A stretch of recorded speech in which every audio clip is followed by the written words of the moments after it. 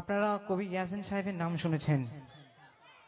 Media হাউজের বিখ্যাত কবি ইয়াসিন সাহেব, উনি এখন বিছানা সহ্য হয়ে গিয়েছে। ওনারা সবাই ওনার জন্য দোয়া করবেন যাতে আল্লাহ তাআলা ওনাকে তাড়াতাড়ি সুস্থ করে দেয়।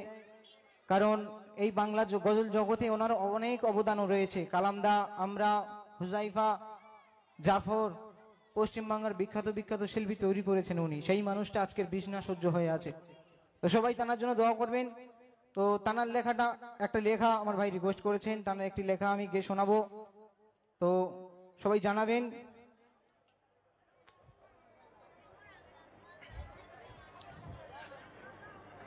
যে যায় মাটির কবরে সে আর ফিরে আসে না,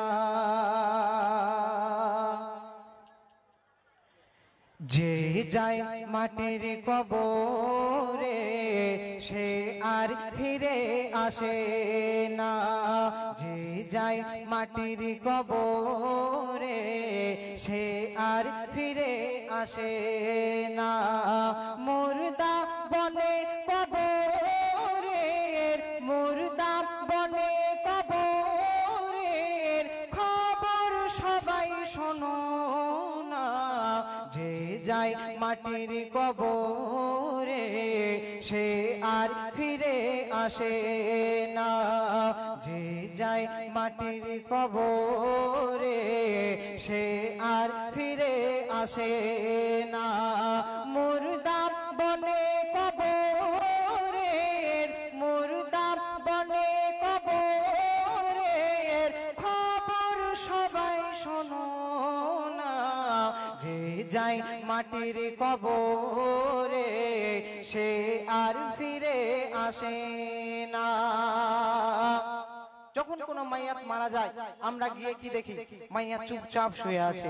তো সেই সম্পর্কে লিখছে, দেখেন, তোমরা তো সবাই মনে মনে ভাবো আর দেখেছো দাফন করতে গিয়ে মুর্দা কারো সাথে কয় না কথা, চোখ বন্ধ করে রয়েছে শুয়ে।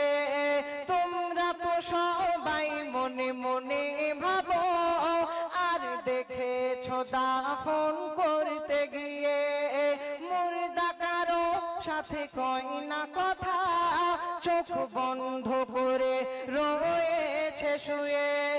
ওই মুর্দাকে দাফন করার পরে সবাই যখন আসে গো ফিরে, ওই মুর্দাকে দাফন করার পরে সবাই যখন আসে গো ফিরে, ওই মুর্দা তখন কবরে, ওই মুর্দা তখন কবরে কি কি না, যে যায় মাঠে আর ফিরে আসে না, যে যায় মাটির কবরে সে আর ফিরে আসে না।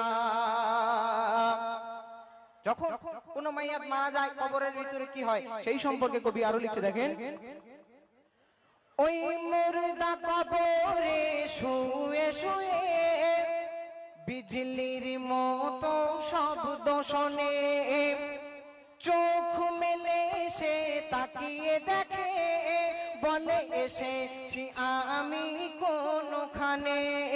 ওই মুর্দা কবরে শুয়ে শুয়ে বিজলির মতো শব্দ শোনে, চোখ মেলে সে তাকিয়ে দেখে, বলে এসেছি আমি কোনখানে। মানকিরি নেকিরি এসে বলে দুনিয়াতে খুব মজায় ছিলে, মানকিরি নেকিরি এসে বলে দুনিয়াতে খুব মজায় ছিলে। দাও তিনটি সওয়ালের জবাব, নাও তিনটি সওয়ালের জবাব, নইলে রেহাই পাবে না, যে যায় মাটির কবরে সে আর ফিরে আসে না, যে যায় মাটির কবরে সে আর ফিরে আসে না। কবরে তিনটি সওয়াল করা হবে, মান রব্বুকা, মান দীনুকা, মান নবিয়ুকা।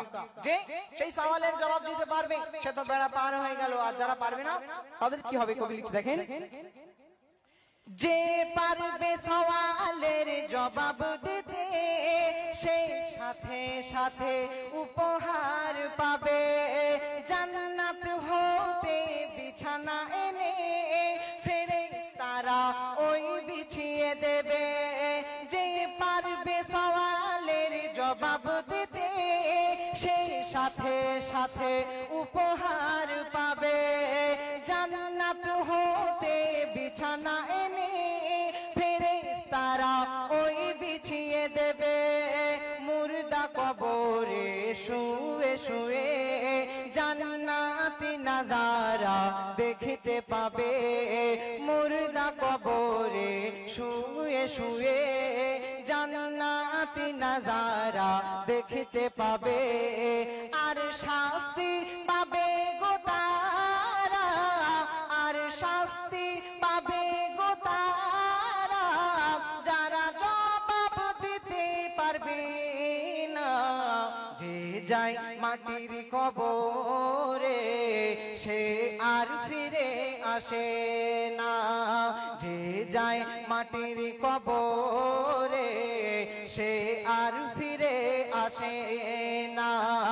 মুর্দা বলে কবরের, মুর্দা বলে কবরের খবর সবাই শুনো না, যে যায় মাটির কবরে সে আর ফিরে আসে না। দোজখের আযাব, যখন এই দুনিয়ার মধ্যে আমরা কোনো পাপ কাজ করি, আমরা অপরাধ করি, জেলে আমাদেরকে কেমন ভাবে শাস্তি দেয়, কিন্তু কবরের আযাব কতটা ভয়ানক হবে সেই সন্দেহ লিখে দেখেন, দোজখের আযাব এত কঠিন নেই দুনিয়ার কোনো কারাগারে, মরণ কারো হবে না সেথায়, শাস্তি পাবে চিরকাল ধরে। দোজখের আযাব এত কঠিন নেই দুনিয়ার কোনো কারাগারে, মরণ কারো হবে না সেথায়, শাস্তি পাবে চিরকাল ধরে। পিপাসাতে কলিজা যাবে পুড়ে, পড়বে গায়ের হাড় মাংস ঝরে, পিপাসাতে কলিজা যাবে পুড়ে, পড়বে গায়ের হাড় মাংস ঝরে। ইয়াসিন বলে জেনে শুনে, ইয়াসিন বলে জেনে শুনে, কুকর্ম কেহ করো না। যে যায় মাটির কবরে সে আর ফিরে আসে না, যে যায় মাটির কবরে সে আর ফিরে আসে না। তো শুনলেন সবাই, আমার কবির জন্য একটু দোয়া করবেন। তো এবারে যে কালামটি পরিবেশন করব, এখানে রাত